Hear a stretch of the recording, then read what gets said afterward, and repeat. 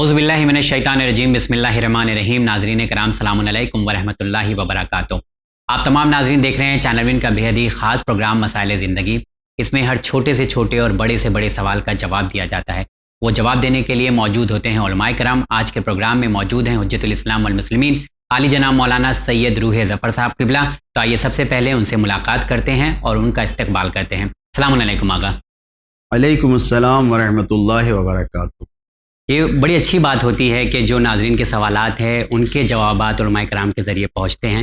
आपका बहुत बहुत शुक्रिया, आप इस प्रोग्राम में तशरीफ़ लाए। वाक़ई ये एक अजीम खिदमत है और यकीनन इस मसरूफ़ ज़िंदगी में जो बिज़ी लाइफ है इसमें इंसान को मुताला करना और किताबों की तरफ जाने का मौका कम मिलता है। तो बाज़ वक्त इंसान थकन दूर करने की ग़रज़ से ही टीवी की तरफ बैठ जाता है जी। तो ये न चाहते हुए भी बाज़ वक्त इंसान को तौफ़ीक़ मिल जाती है। बिल्कुल, और इस तरीक़े के मसलन लगाया और चैनल विन लगा हुआ देखने लगे सवाल जवाब, तो बहुत से लोग जो है वो इरादा नहीं भी रखते हैं तो इस इबादत में शरीक हो जाते हैं। अल्हम्दुलिल्लाह। यकीनन अजीम खिदमत है। बिल्कुल बिल्कुल आसान तरीका है सवाल पूछने का, कुछ मेहनत ज़्यादा नहीं करना और घर बैठे जवाब हासिल कर सकते हैं। बहुत शुक्रिया आगा, आपकी इजाज़त है आज के प्रोग्राम को शुरू करें। बिस्मिल्लाह। तो जी हाँ नाज़रीन, तैयार हो जाइए और देखते हैं कि आज के एपिसोड का सबसे पहला सवाल क्या है। अस्सलाम वालेकुम, मैं हैदर मेहदी अलीगढ़ से बोल रहा था। हज के सिलसिले में 2-3 सवाल का जवाब देने की ज़हमत करिएगा। नंबर 1, हज के दौरान उम्रा तमत्तो और हज तमत्तो में सई के बाद तक़सीर व हल्क का काम अपना खुद कर सकते हैं या नहीं। नंबर 2, उम्रा तमत्तो के बाद हज तमत्तो के पहले अपने वालिदैन के लिए उम्रा तमत्तो कर सकते हैं या नहीं, आप बताने की ज़हमत करिएगा। और अगर ये अमल कब और कैसे अंजाम दे सकते हैं अगर चाहे तो। नंबर 3, हज तमत्तो में कुर्बानी के बाद एहराम उतारने के बाद हज का तवाफ किसी भी कपड़े में कर सकते हैं। खुदा हाफिज़। मौलाना साहब, ये सवाल हैदर साहब का है अलीगढ़ से और अभी चंद दिनों में हज होने वाला है और इस लिहाज से अगर सवालात आते हैं तो बड़ी अच्छी बात है। जैसा कि इन्होंने हज तमत्तो और उम्रा तमत्तो के हवाले से सवाल किया है और ना जाने कितने लोगों का भी ऐसा ही सवाल है, तो आपने सवाल को सुना है तो प्लीज़ इसका आप जवाब दीजिए। जी, पहला सवाल जो इन्होंने फरमाया वो यही है कि इंसान सही और तक़सीर के सही के बाद तक़सीर और हलक़ का अमल खुद अंजाम दे सकता है कि नहीं। बिल्कुल खुद अंजाम दिया जा सकता है, नियत करके खुद से कर सकते हैं। ख्याल रहे कि अगर किसी दूसरे से करवा रहे हैं तो वो इंसान पहले खुद अपना अमल कर चुका हो तब दूसरे का कर सकता है। ऐसा न हो कि इंसान दूसरों की मदद करने की ग़रज़ से अपना छोड़ चुका हो, अभी अपना किया ही ना हो और दूसरे का करने लगे, ऐसा नहीं, तो बिल्कुल खुद कर सकता है। और ये जो सवाल दूसरा है इनका कि उम्रे तमत्तो और हज तमत्तो के दरमियान बाज़ वक्त फासला हो जाता है, लोग रहते हैं मक्का मुकर्रमा में, क्या इस दरमियान कोई दूसरा उम्रा किया जा सकता है कोई, तो तमाम मुज्तहिदीन ने इसको मना किया है, जायज़ नहीं है। ना अपना कर सकते हैं ना दूसरों का, कोई उम्र मुफरदा नहीं किया जा सकता। और तीसरा सवाल जो इन्होंने किया है कि कुर्बानी के बाद जब लिबास एहराम उतार चुके हैं हम, उसके बाद जो तवाफ़ करना है गालिबन आखिरी तवाफ़ या तवाफ़ हज जो भी करना है, तो क्या वो आम लिबास में दूसरे लिबास में कर सकते हैं? तो बिल्कुल कर सकते हैं। और सही है कि जो हमारा लिबास एहराम उतर चुका है लेकिन आखिरी तवाफ़ हम बगैर लिबास एहराम के भी किया जा सकता है। बहुत शुक्रिया, बढ़ते हैं अगले सवाल की तरफ। मैं सैयद खालिद हुसैन जयपुर से बोल रहा हूँ। जावेद भाई और मौलाना साहब को अस्सलाम वालेकुम। मेरा पहला मसला यह है कि कभी कभी सुबह की नमाज के वक्त आज़ान के बाद बिना इकामत और आज़ान के दुआ गलती से शुरू हो जाती है, नमाज शुरू हो जाती है, क्या ऐसी हालत में नमाज दोबारा पढ़नी होगी? दूसरा मसला है कि नमाज ज़ोहर में दूसरी रकात के सजदे के बाद बिना तशहुद दरूद पढ़े तीसरी और चौथी रकात पढ़ लेता हूँ और बाद में याद आता है कि दरूद और तशहुद नहीं पढ़ता है। ऐसी हालत में क्या करना चाहिए? आप लोगों का बहुत शुक्रगुजार हूँ कि आपकी दुआ की वजह से मेरी छोटी बहन जो कैंसर की है उसकी हालत में सुधार हो रहा है। अगर आप इसकी सेहत के लिए दोबारा दुआ कर दे तो बड़ी मेहरबानी होगी। खुदा हाफिज़।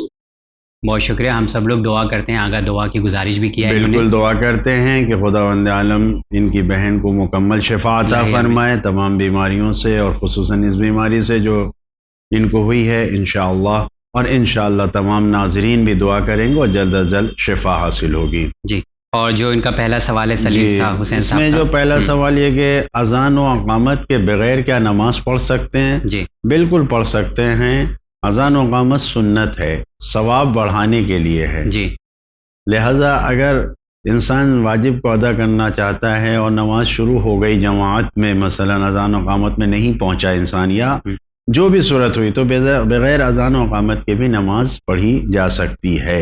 फुरादा भी अगर पढ़ रहे हैं तो भी पढ़ सकते फुरादा हैं। भी जी पढ़ सकते हैं, कोई हरज नहीं है। और वो पांचों वक्त में से किसी की भी ऐसा कुछ? जी जी। ओके। और इसी तरीके से जो सवाल इनका है कि नमाज 4 रकअती नमाज ज़ोहर ये पढ़ चुके और बाद में इन्हें मालूम याद आया कि तशहुद भूल गए थे, तो जैसे ही याद आए फ़ौरन सजदे सहू करना है, और सजदे सहू कर लें काफ़ी है। अगर इस्तिस्नाई का एहतियात मुस्तहब ये है कि तशहुद की क़ज़ा भी कर ले, अगर नहीं भी गया तो फिर सिर्फ सजदे सहू कर लेना काफ़ी। सजदे सहू से थोड़ा सा कन्फ्यूजन ही हो जाता है कि वो दोनों सजदे हम लोग को बजा लाना है। सजदे सहू में 2 सजदे सहू करना है। अलबत्ता ख्याल रखें कि इन्होंने क्योंकि सवाल में ये पूछा है कि नमाज ख़त्म हो चुकी है। हाँ, लेकिन अगर मसला ये है कि किसी का तशहुद छूटा और अब वो तशहुद छूटने के बाद अभी खड़ा ही हुआ था, दूसरा अमल मसलन 3 रकअती नमाज थी, 4 रकअती नमाज थी या 3 रकअती नमाज थी, हाँ, और वो खड़ा होने के बाद आयतुल्लाह उज़्मा आगा सिस्तानी का फतवा ये है कि अगर उसने दूसरा अमल शुरू नहीं किया है तो बैठ के तशहुद को अंजाम दे। अच्छा, लेकिन अगर दूसरा अमल मसलन तस्बीहात अरबा पढ़ना शुरू कर चुका है, हाँ, तो फिर तशहुद को पढ़ने के बैठने के लिए ज़रूरत नहीं है, बल्कि बाद में 2 सजदे सहू अंजाम दे दे। लेकिन बाज़ मुज्तहिदीन आयतुल्लाह मकारिम ने और दूसरे मुज्तहिदीन ने कहा है कि अगर रुकू से पहले याद आ जाए, मसलन तीसरी रकअत में खड़ा हुआ उसे तस्बीहात अरबा ही पढ़ रहा है और रुकू से पहले याद आ जाए, तो बैठ के तशहुद को पढ़ ले और फिर से मसलन खड़ा होकर अपनी तीसरी रकअत को और चौथी रकअत को अंजाम दें। बहुत शुक्रिया। और इस तरह की मतलब गलतियां हम लोगों से होती रहती हैं। आज इस सवाल के ज़रिए बहुत सारे लोगों को जवाब मिला है। बढ़ते हैं अगले सवाल की तरफ। Assalamu alaikum. My name is Kanis Fatima. I'm from Mumbai. So my question is, can I buy some stuff like clothes and other stuff for my baby before delivery? Is it permissible in Islam? अमर साहब, ये बहुत अच्छा सवाल है और इस तरह की चीज़ें हमारे समाज में देखने को मिलती है। कह रही हैं क्या ये पॉसिबल है कि विलादत होने से पहले कुछ कपड़े बच्चे के लिए ख़रीदे जा सकते हैं, उसके लिए शॉपिंग की जा सकती है?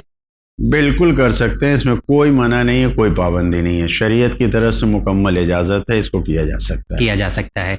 ये जो हम लोग सुनते रहते हैं अक्सर, इन सब बातों पे इतना ध्यान नहीं, कोई इस पे गौर करने की जरूरत नहीं। कोई शरीयत कुछ बुरा और अच्छा इससे डिसाइड नहीं होगा, कुछ नहीं जी। तो आप खरीद सकती हैं।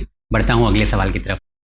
अस्सलाम वालेकुम, मेरा नाम सैयद इराज हुसैन जाफरी, मैं नागपुर शहर से बोल रहा हूँ। इसके पहले भी मेरा एक सवाल है, बड़ी मेहरबानी है, ये सवाल भी बहुत अहम है। ये सवाल माशाअल्लाह रमज़ान मुबारक में मोमिनीन ने किया है और मुझे भी एहसास हुआ है कि बहुत खास सवाल है बराए इस्लाम मोमिनीन और ओहदेदारान जिम्मेदार हजरात के लिए। सवाल है कि सीरत मोहम्मद आले मोहम्मद के फ़ज़ाइल और मनाक़िब बयान करने वाले मुबल्लिग़ ज़ाकिरीन किराम जो दीनी इदारे में ओहदे पर फाइज है, सीरत पाक बयान करते नज़र आते हैं, और हमारे और आपके चौथे इमाम ज़ैनुल आबिदीन अलैहिस्सलाम मुंह पर कपड़ा डालकर रातों में गरीब गुरबा लोगों के घर आधी रात अनाज डालकर आया करते थे। मौलाए कायनात भी और दीगर आइम्मा ताहिरीन अलैहिस्सलाम का भी अमल बड़ी जोर शोर से मिंबरों पर बयान किया जाता है।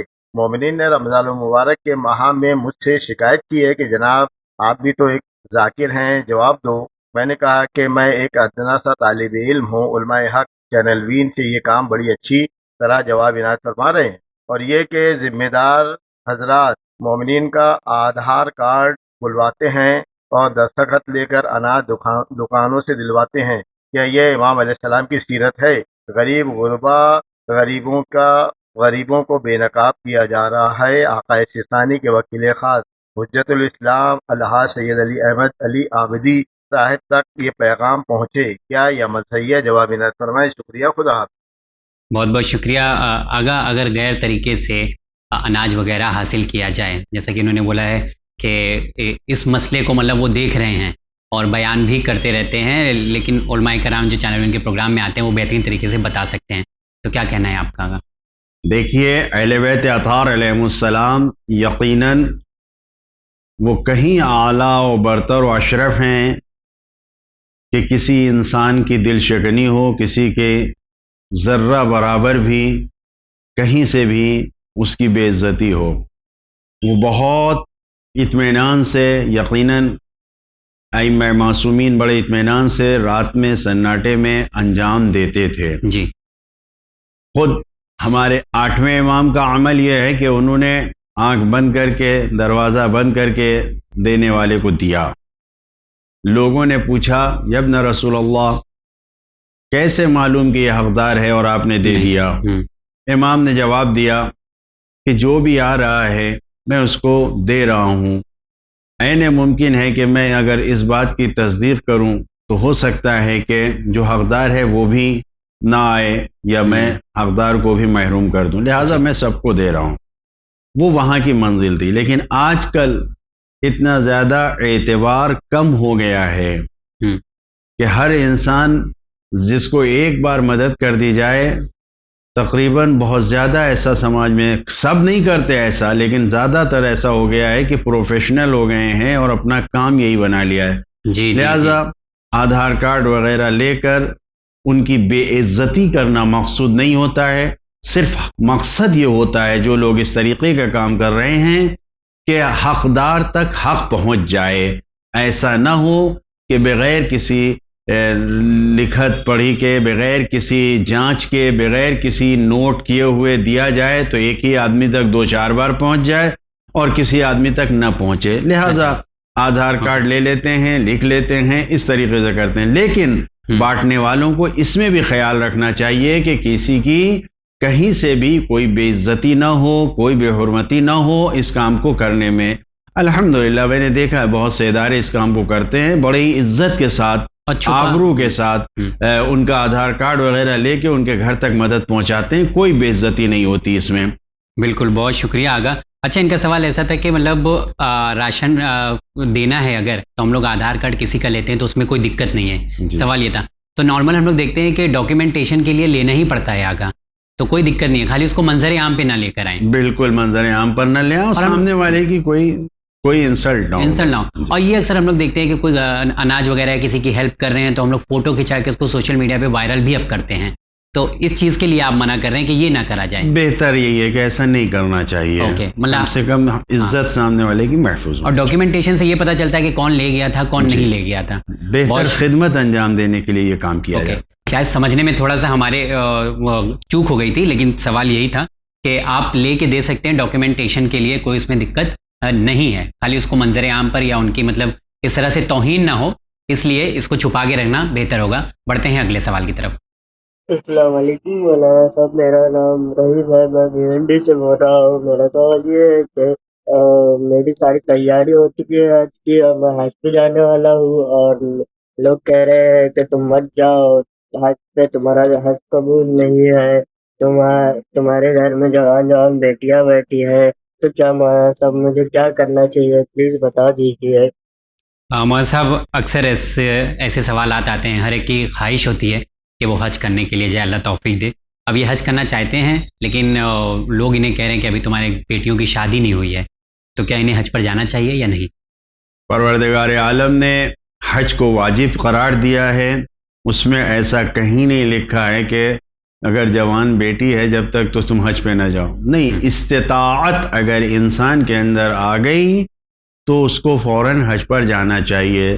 راستہ کھلا ہوا ہے، آپ کے پاس مال اتنا ہو گیا کہ آپ اپنے بچوں کا خرچ رکھ کر جا رہے ہیں، خود آپ کے پاس اتنا مال ہوا کہ جو حج کا خرچ ہے وہ دے سکتے ہیں، تو اب کسی کی شادی ہے، کسی کا کچھ ہے، اپنے بچے کا کچھ ہے، یہ ساری چیزیں اس کو کہ فیوچر میں، مستقبل میں، بچی ابھی مثلا 15-16 سال کی ہے، شادی ہونے میں شاید 4 سال لگ جائے، بالکل، تو ابھی ہم حج پہ، خدا پر بھروسہ کرنا چاہیے انسان کو۔ معاشرے اور سماج میں یہ جو باتیں ہوتی ہیں، بعض وقت لوگ خلوص میں ان باتوں کو کہتے ہیں، جبکہ یہ خلوص نہیں ہے، یہ شیطانی حربہ ہے کہ انسان اس عبادت سے اپنے آپ کو دور کر لیتا ہے۔ لہذا جس انسان کے اوپر استطاعت آ گئی ہر اعتبار سے استطاعت اس کو فوراً حج کے لیے جانا چاہیے. باقی فیوچر اور مستقبل میں واقعاً اگر انسان کے حج پہ جانے پہ وہ کام مستقبل میں واقعاً نہیں ہو پائے گا اور اس میں پڑے گا تو اس کے اوپر مشورہ کر کے غور و فکر کرنا چاہیے. ورنہ صرف یہ سوچ کے کہ ابھی مثلا 10 سال 12 سال کی لڑکی جوان ہو رہی ہے اور نہ جائے، یہ رکاوٹ نہیں بنتی. آپ حج پہ جائیے، خداوند عالم آپ کے لیے حج کی برکتوں سے آپ کے امور اور زندگی کے کاموں کو انشاءاللہ آسان کرے گا اور بچی کی شادی بھی بہترین ہوگی. تو آپ جا سکتے ہیں، جیسا کہ آغا نے بتایا کہ اگر آپ کے پاس وہ کرائٹیریا ہے جس طرح سے آغا نے بتایا کہ استطاعت ہے اور کسی طرح کی کوئی دقت نہیں ہے، تو آپ جا سکتے ہیں. بڑھتے ہیں اگلے سوال کی طرف. السلام علیکم. شولت سادات یو پی سے بات کر رہا ہوں. خطبہ جمعہ کے دوران کہا جاتا ہے کہ خطبہ سننا ضروری ہے اور خاموشی سے سننا چاہیے، لیکن اس دوران ہم 2 کام کر رہے ہیں، خطبہ بھی سن رہے ہیں اور تسبیح بھی پڑھ رہے ہیں درود شریف کی. تو کیا خالی خطبہ ہی سنیں یا اگر ہمارا دماغ تسبیح میں بھی لگا ہوا ہے اور خطبہ بھی سن رہے ہیں، دونوں کام ایک ساتھ کر سکتے ہیں؟ شکریہ جی. یہ کہہ رہے ہیں کہ خطبے کے دوران اگر ہم خطبہ سن رہے ہیں تو کیا تسبیح ہم پڑھ سکتے ہیں؟ حکم یہ ہے کہ جو 2 خطبے نماز جمعہ کے ہوتے ہیں وہ 2 رکعت نماز کے برابر ہے. لہٰذا اس حالت میں کسی عمل کو نہیں انجام دینا چاہیے. نہ خطبے کے دوران نماز مستحبی کو پڑھیں، نہ نماز قضاء واجب کو پڑھیں، نہ تسبیح پڑھیں، نہ دعا پڑھیں. صرف اور صرف توجہ سے سننا چاہیے، خطبوں کو سننا چاہیے. لہٰذا تسبیح اور درود اور یہ سب یہ بھی جو ہے وہ 2 خود یہ کہہ رہے ہیں کہ دماغ 2 طرف ہو جاتا ہے، خود یہ کہہ رہے ہیں نہیں، ایک طرف دماغ لگا کے خطبے کو سننا چاہیے.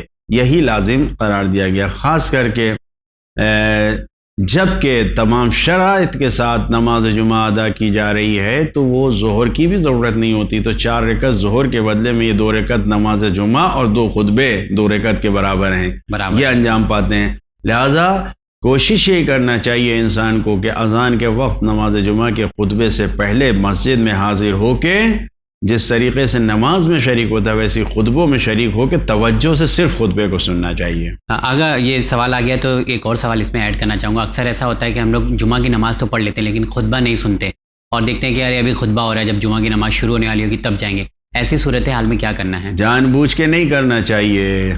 جان بوجھ کر یہ کام نہیں کیا سکتے. کسی مجبوری کی وجہ سے پہنچنے میں دیر ہو گئی، ٹریفک میں ہو گیا، کچھ مشکل ہو گئی تو وہ الگ بات ہے معاملہ. لیکن خاص کر کے جان بوجھ کے کہ خطبہ نہ سنیں اور صرف نماز میں جائیں تو یہ کام صحیح نہیں ہے. اگر جان بوجھ کے نہیں چھوٹ رہا ہے اور خطبہ ہم سے چھوٹ گیا ہے تو ہمیں پھر ظہر کی نماز پڑھنا ہے؟ کوئی حرج نہیں ہے، حرج نہیں ہے، جمعہ کافی ہے. جمعہ کافی ہے. بہت شکریہ. بڑھتے ہیں اگلے سوال کی طرف. السلام علیکم مولانا صاحب، جاوید بھائی، میں کنیز سورہ رضوی لکھنؤ سے. اللہ آپ سب کو سلامت رکھے. ون چینل کی دن بدن ترقی ہو. ون چینل کی وجہ سے ہر جمعے کو ماشاءاللہ ہمارے علم میں کچھ نہ کچھ اضافہ ضرور ہوتا ہے. ماشاءاللہ ون چینل بہت ترقی کر رہا ہے اور آگے بھی انشاءاللہ کرتا رہے گا. مولانا صاحب میری اصلاح فرمائیں. میرے 2 سوال ہیں. کیا فجر و ظہر کی اذان سے پہلے میں نافلہ ظہر یا فجر پڑھ سکتی ہوں 2-4 منٹ پہلے تقریباً؟ دوسرا سوال میرا یہ ہے کہ میں 2013 میں حج پر گئی تھی. اسی وقت عزیزیہ ہوٹل کے سامنے جو چھوٹے موٹے سامان بیچتے ہیں ان سے میں نے کچھ چیزیں خریدیں اور کچھ کے پیسے میں نے ادا کر دیے تھے اسی وقت. اور اس کے بعد تھوڑا سا سامان اور لیا تقریباً 50 یا 100 روپے کی قیمت کے. اور جیسے ہی میں اسے ادا کرنے ہی والی تھی کہ پولیس والے آ گئے اور وہ آنن فانن میں اپنا سامان لے کر بھاگ گیا. میں پیسے ادا نہیں کر پائی. میں نے اسے بہت ڈھونڈا مگر وہ مجھے نہیں ملا. حالانکہ میں نے وہ پیسے کسی غریب کو دے دیے تھے. پھر بھی آج تک دل میں ایک ڈر ہے کہ کیا کروں میں. میری اصلاح فرمائیں. حاجیوں کا قافلہ جا رہا ہے، کیا میں وہ پیسے کچھ بڑھا کے پھر اور بھیج دوں؟ میں کیا کروں؟ پلیز اصلاح فرمائیں. شکریہ. خدا حافظ. آغا ان کا سوال بہت اچھا ہے. ایک تو پہلا جو ہے نافلہ کے حوالے سے ہے، تو اگر وہ کچھ منٹ پہلے واجب نماز سے پہلے نافلہ پڑھتی ہیں تو کیسا ہے؟ نہیں، اذان کے وقت ہی صبح کی جب اذان ہوتی ہے اس سے پہلے نافلے میں پڑھنا ہے. اور جب اذان کے وقت ہو تو جیسے ہی اذان شروع ہو یا اذان کا وقت ہو اس وقت نافلہ پڑھ سکتے ہیں. ظہر میں بھی اسی طریقے سے ہے، اس سے پہلے نہیں پڑھ سکتے ہیں. اور یہ جو حج کے حوالے سے سوال ہے ان کا کہ حج میں تو حج میں ہی نہیں، ہر جگہ جہاں پر بھی انسان نے کسی سے قرض لیا ہے، کسی کا سامان لیا ہے، کسی کا مال لیا ہے اور اب مالک نہیں مل رہا ہے، دکان لگایا ہوا تھا مثلا جس طریقے سے یہی حج میں پھیری کی دکان لگائی ہوئی تھی، پولیس والے آئے اٹھا کے لے گئے اس کو، ہٹا دیا اس نے، اب نہیں مل رہا انسان، تو کیا کرے؟ سامان لے چکا ہے، پیسہ اس کا ذمہ باقی ہے، تو اب ایسی صورت میں جب انسان عاجز ہو گیا، نہیں ڈھونڈ سکتا، مالک کا کوئی پتہ نہیں ہے، نہ اس کے رشتہ داروں کا پتہ ہے، کچھ بھی نہیں معلوم، بالکل اپنے اور خدا کے درمیان اس کو یہ معلوم ہے کہ میں قادر نہیں ہوں کہ اس تک پہنچا سکوں، تو اس کی جانب سے نیت کر کے صدقہ دے دیا جائے، وہی اتنا اماؤنٹ دے دیا جائے، کافی ہے۔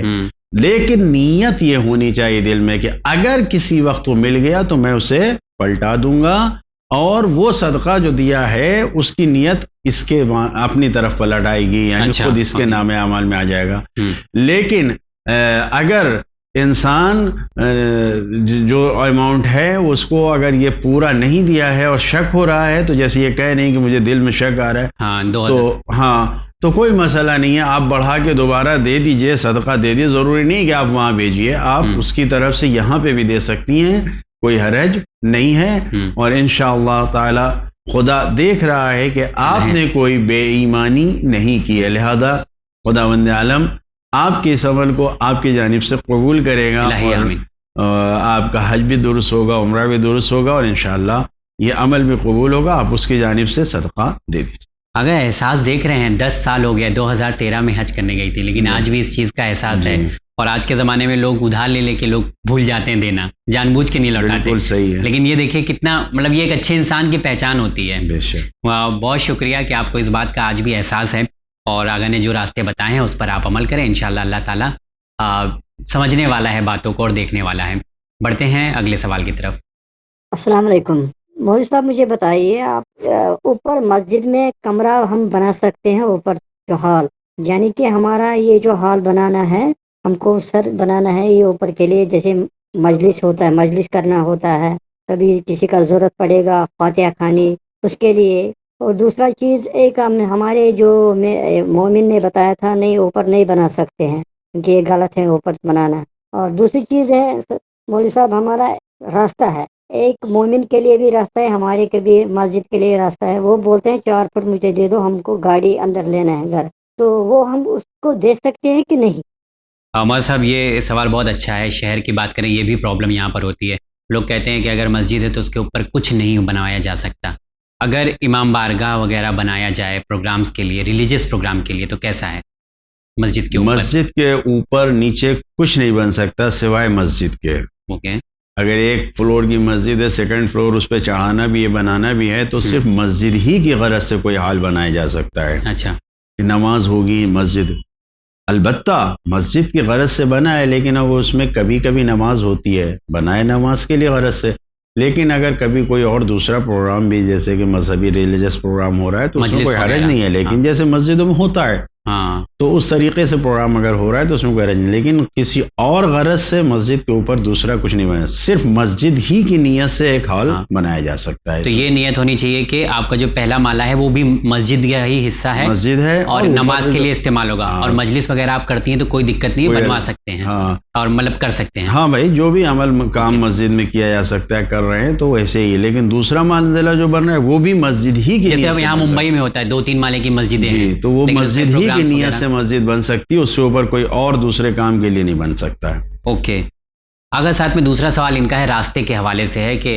راستہ کوئی مانگ رہا ہے، راستہ مانگ رہا ہے، اگر مسجد کی وقف کی زمین ہے تو وہ کسی دوسرے انسان کو نہیں دیا جا سکتا، لیکن ذاتی کسی کی زمین ہے اور اس نے مسجد کے لیے راستہ دے رکھا ہے، وقف نہیں کیا ہے، تو اس سے اگر اس میں سے راستہ دیا جا رہا ہے اسے اور اس کو دیا جا رہا ہے تو اس میں کوئی حرج نہیں ہے، لیکن وقف کی زمین، وقف کے لیے جو مسجد کے لیے راستہ وقف کیا گیا اس میں سے کسی کو نہیں دیا جا سکتا ہے۔ یہ ممکن ہے کہ اس کو راستہ جو ہے وہ اس کو اس طریقے سے اگر کوئی دیوار ہے کچھ ہے تو اس کو عام کرنے کے لیے اس دیوار کو ہٹا سکتا ہے جس نے مسجد بنائی ہے، لیکن اگر وہ بھی وقف کے لیے وقف کر دیا گیا تو اس کو ہٹایا بھی نہیں جا سکتا ہے۔ خیال رہے کہ مسجد میں جو چیز وقف ہے، جو زمین وقف ہے، جو دیوار وقف ہے، اس کو ہم نہیں ہٹا سکتے، اگر وقف نہیں ہے تو کسی کا پھر- پرسنل ہے. ہاں تو اگر مسجد میں کسی نے ایسے ہی ڈونیٹ کیا ہے، کوئی زمین ڈونیٹ کیا ہے، کوئی دیوار بنا کے ڈونیٹ کیا ہے، تو اس کو بدلنے میں کوئی حرج نہیں ہے. نہیں ہے.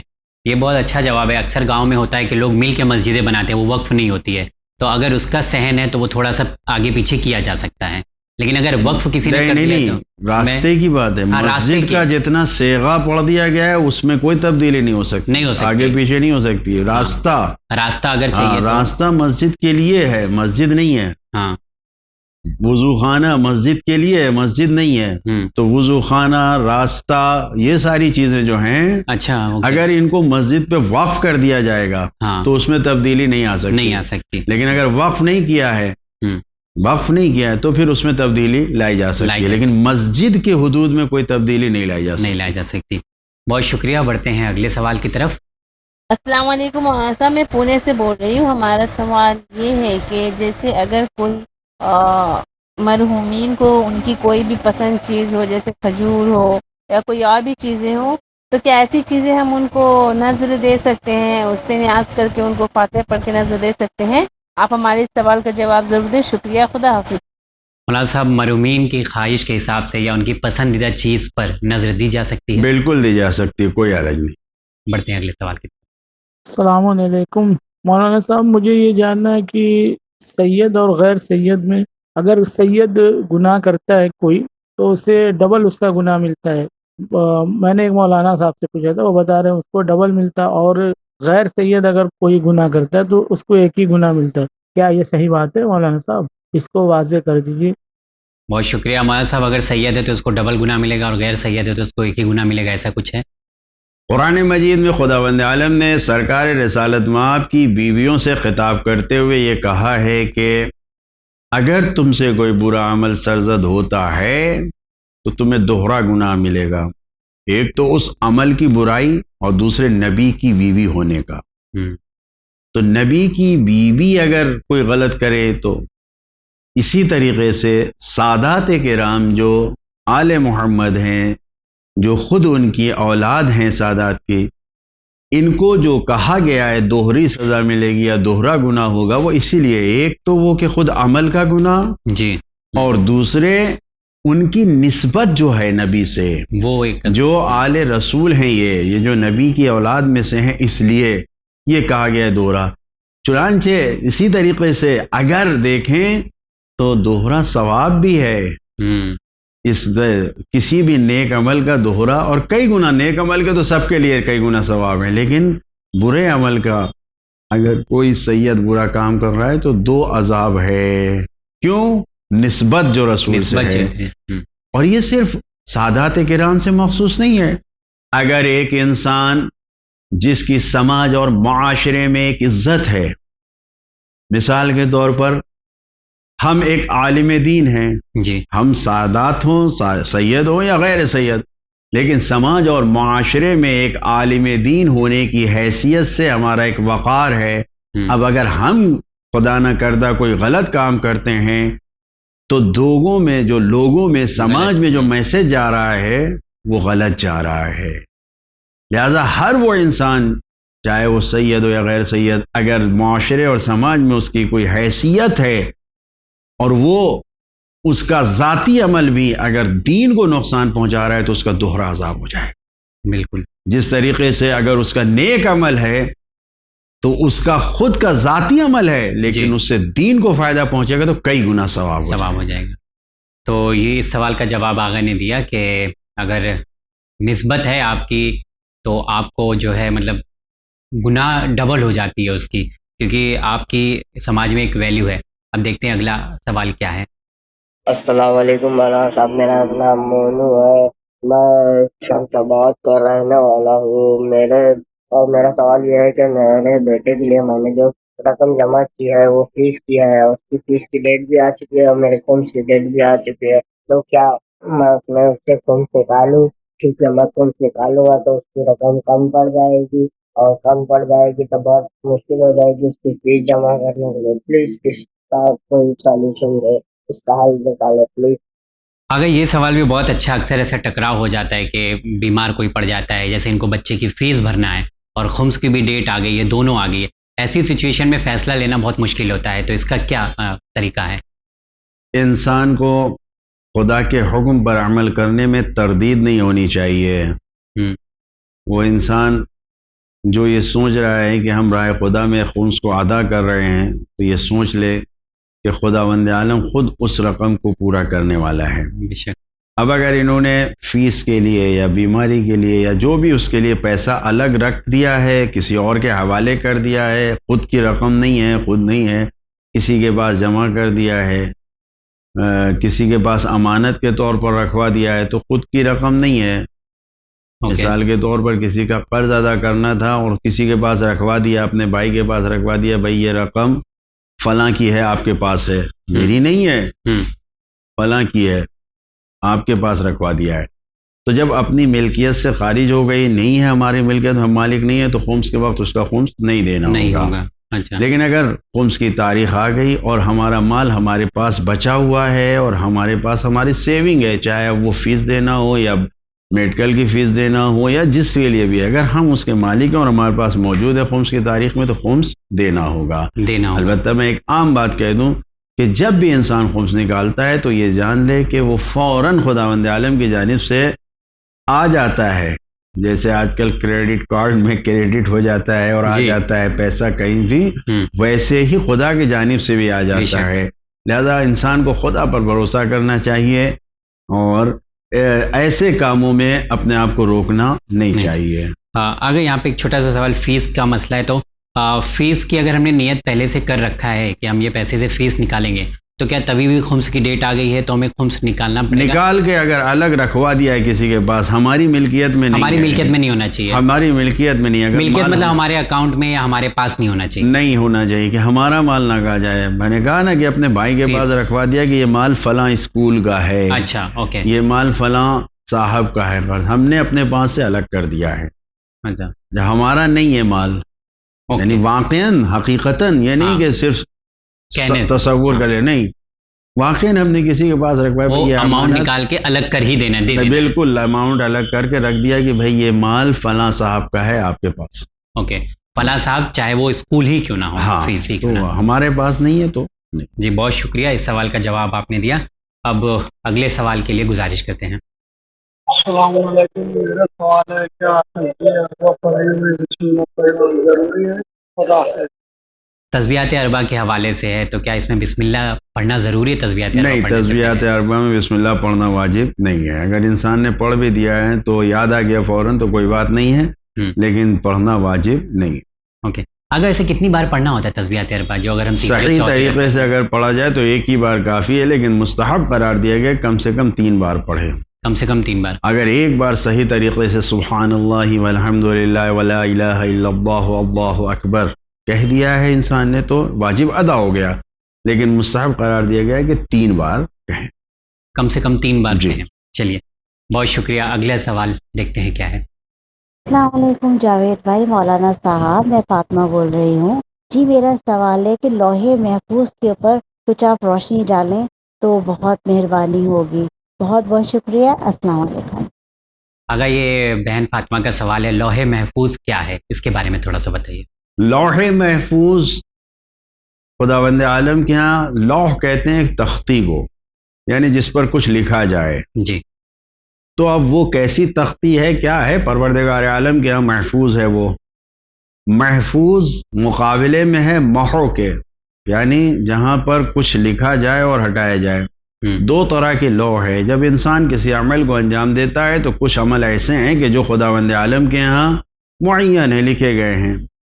لوح محفوظ ہو کہ جس میں کوئی تبدیلی نہیں آتی ہے، جو خداوند عالم کے ہاں موجود ہے اس میں کسی قسم کی کوئی تبدیلی نہیں ہے، علم خداوند عالم میں ہے اور وہ سب کچھ اس میں لکھا ہوا ہے، اسی کے مطابق ہوگا۔ لیکن ایک لوح ہے، اس کے مقابلے میں محو اور اثبات کہا جاتا ہے کہ جس میں تبدیلی آ سکتی ہے۔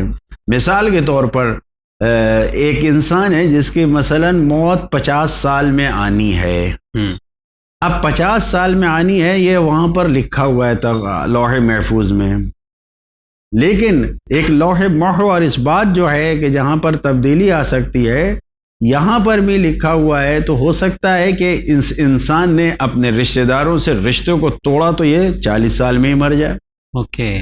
ہو سکتا ہے کہ اس نے ایسے کام کیے کہ جلدی موت آ جائے، لیکن یہ بھی ہو سکتا ہے کہ اس نے ایسے کام کیے کہ موت بڑھ جائے، 40 کے بجائے 50. وہ وہاں پر لکھا ہے لوح محفوظ میں کہ 50 سال میں اس کو موت آئے گی. اب یہ موت کیسے آئے گی؟ مثلاً ہارٹ اٹیک سے آئے گی. تو اب یہاں پر خداوند عالم نے انسانوں کے لیے جو زندگی کے، یعنی جو انسان زندگی گزار رہے ہیں، ایسا نہیں ہے کہ یہاں پر معین کر دیا ہو کہ اس کو ہارٹ اٹیک سے تو اچانک نہیں. یہ زندگی گزار رہا ہے انسان، اپنی زندگی کے اصول کے مطابق زندگی نہیں گزار رہا ہے. کچھ نہ کچھ جو اس بدن کو چاہیے اس میں کم و زیادہ ہو رہا ہے. اس کی وجہ سے کبھی انسان ہارٹ کی بیماری مبتلا ہوتا ہے اور دھیرے دھیرے ہو کے اس 50 سال کی عمر تک پہنچتے ہوئے اٹیک آتا ہے اور ہارٹ اٹیک سے مر جاتا ہے. تو جو لکھا تھا، تو لوح محفوظ وہ لوح ہے، وہ تختی ہے، وہ جگہ ہے کہ جہاں پر جو لکھا ہے وہ پورا ہونا ہے، اس میں تبدیلی نہیں آتی. لیکن اس کے مقابلے میں لوح محو اور اثبات ہے کہ اس کے میں تبدیلی آ سکتی ہے. اوکے، جیسے عمر کا گھٹنا اور بڑھنا مثلا. بہت شکریہ. اگلے سوال کی طرف بڑھتے ہیں. السلام علیکم. میں وہ کیرلا سے کوچی سے بات کرتے ہیں. میرا بچپن سے میں پیدا ہونے کے ٹائم میرا گھر میں عقیقہ نہیں کیا تھا، بکری کا عقیقہ نہیں کیا تھا. اس کے لیے میں ابھی بڑا ہو گیا، ابھی عقیقہ کر سکتا ہے؟ ایسا سوال ہے. اوکے. مولانا صاحب، یہ کیرلا کوچی سے سوال ہے. اکثر یہ سوال ہوتے رہتا ہے کہ بچپن میں عقیقہ نہیں ہوا تھا، بھول جاتے ہیں یا کسی وجہ سے نہیں کر پاتے ہیں. اب بڑے ہو کے انہیں پتہ چلا ہے کہ میرا عقیقہ نہیں ہوا ہے، تو ابھی کیا کرنا چاہیے انہیں؟ کرنا چاہیے، بالکل کر سکتے ہیں. قربانی دینا، عقیقہ کرنا پڑے گا. اور وہ بال کا کیا ہے؟ تو پھر عقیقے میں بال بھی نکالتے ہیں؟ کوئی کچھ نہیں ہے، وہ تو بال عقیقہ اس میں نہیں ہو تو کتنی مرتبہ اچا چکا ہے. تو کوئی دقت نہیں ہے. بہرحال نظر کے طور پہ قربانی آپ کو دینا ہے. جی. عقیقہ کا جو ہے وہ انسان کتنا بھی بڑا ہو جائے، جب معلوم ہوا ہے کہ عقیقہ نہیں ہوا ہے تو عقیقہ کرنا چاہیے. چلیے بڑھتے ہیں اگلے سوال کی طرف. جاوید بھائی صاحب، میں محمد جری سے بول رہا ہوں. جی جاوید بھائی، میرے 2 سوال اگر اس کی وضاحت کر سکے تو آپ کی بہت بہت مہربانی ہوگی. پہلا سوال تو جاوید بھائی میرا یہ ہے، جو بی بی نرجس خاتون تھیں، امام مہدی علیہ السلام کی والدہ، ان کے والد اور والدہ کا نام کیا تھا؟ ان کے والد اور والدہ کا کیا نام تھا؟ اگر اس سوال کی آپ وضاحت کر سکے تو آپ کی بہت بہت مہربانی ہوگی. اور دوسرا سوال میرا یہ ہے کہ جو مسجد اقصی ہے یہ کس دوران یہ تعمیر ہوئی ہے، کس ایئر میں؟ اگر ان 2 سوالوں کی آپ وضاحت کر سکے تو آپ کی بہت بہت مہربانی ہوگی. بہت بہت شکریہ. السلام علیکم. وعلیکم السلام. یہ بھائی کا سوال ہے، کہہ رہے ہیں امام زمانہ علیہ السلام کے نانا نانی کا نام آپ بتائیے. جی، ان کے نانا نانی اور دادا دادی، یعنی انہوں نے پوچھا ہے والد اور والدہ. ہاں. تو بی بی نرجس خاتون کے والد، جن کا نام یشوع یا جو بھی، کیونکہ یہ کرسچن تھیں، تو یہ قیصر روم، جو قیصر تھے جو اس زمانے کے، ان کی پوتی تھی یہ. ان کا نام تو تاریخ میں لکھا ہے کہ یشوع یا یوشا، اور یہ پوتی تھی جناب شمعون صفا کی. تو اس طریقے سے جو ان کے نانا ہوئے، وہ یعنی جو ان کی والدہ کا نام ہے وہ تاریخ نے نہیں لکھا ہے. صرف یہ لکھا ہے کہ وہ ان کی والدہ پوتی تھی شمعون صفا، جو جناب عیسیٰ کے وصی تھے. اچھا. نانا نانی. اوکے. جی. اور مسجد اقصی کی تعمیر جناب سلیمان کے زمانے میں ہوئی ہے. وہ اس وقت تو تاریخ سے پہلے کے کتنے 100 سال پہلے کی، ہجری سے پہلے کی بات ہے، یہ نہیں پتہ چلتا، نہیں ہو سکتا. چلیے اب دیکھتے ہیں کہ اگلا سوال کون پوچھ رہا ہے. السلام علیکم. میرا نام سید ریاض حسین جعفری، میں ناگپور شہر سے بول رہا ہوں. علی جاوید زیدی صاحب، حجت الاسلام مولانا کی خدمت میں بہت بہت سلام. حج کا زمانہ قریب آ رہا ہے. سوالات ہے مومنین کے معلومات کے لیے اور مجھے حقیر کی معلومات کے لیے بھی. حج بیت اللہ کے موقع پر اشناعشری حضرات کو 2 تکلیف زیادہ آتی ہے. نمبر 1، گورنمنٹ ٹور سے جانے والے حضرات کو میقات، یعنی اشناعشری شیعہ حضرات کو میقات جانے کے لیے کچھ روپیہ الگ سے فارم میں ادا کرنا ہوتا ہے. انہیں جدہ ایئرپورٹ جانے کے بعد نظر انداز کیا جا رہا ہے. مقام اور میقات جانے کے لیے جہاں سے جوفہ احرام باندھا جاتا ہے، کیا انہیں جیسا کہ آقا خوئی رحمۃ اللہ علیہ کی تقلید والے منت کیا کرتے تھے، جدہ خیریت سے پہنچنے پر وہیں سے احرام جدہ باندھا جاتا تھا؟ اور آپ اور زیادہ تر آقا ثانی دامہ عزکم کی مقلد ہیں، ان کے لیے بھی کیا یہ حکم ہے، یا وہ اپنے پرائیویٹ ٹیکسی یا بس کرے اور احرام کے لیے جوفہ جائے؟ جواب عنایت فرمائیں. شکریہ. خدا حافظ. اگر یہ سوال آج بھی لوگ کرتے ہیں کہ اب ہم لوگ فلائٹ سے جا رہے ہیں، پھر اتر کے ہم لوگ باہر نکلیں، اس کے بعد جائیں احرام باندھنے. ایکچولی کیونکہ ہم نے تو حج کیا نہیں ہے تو ہمیں بھی اتنا نالج ہے نہیں کہ ہم مطلب تھوڑا سا سوال بھی اور بڑھا سکیں.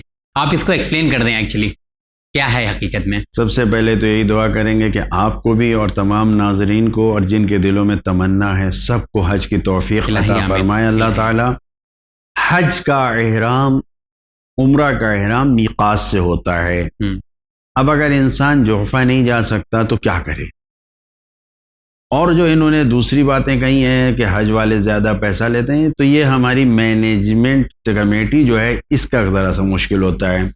میں یہیں سے اعلان کروں کہ مہاراشٹر حج کمیٹی سے میری آج ہی بات ہوئی ہے اور مجھے یہ معلوم ہوا کہ بہت معقول رقم پہ جوفہ لے جانے کے لیے یہاں پر سسٹم سب طے ہو چکا ہے. یہاں مہاراشٹر حج کمیٹی کے ذریعے جو مومنین جائیں گے اس شریف ان کے لیے ہو چکا ہے الحمدللہ. دوسری جگہوں پہ سیاست ہوئی اور اس میں مشکلات ہوئی ہے، اور واللہ عالم وہاں پر کیا انجام ہوا نہیں معلوم مجھے، لیکن یہاں پر حج میں ایسا ہوا ہے، یہاں پر الحمدللہ یہ سہولت ملی ہے.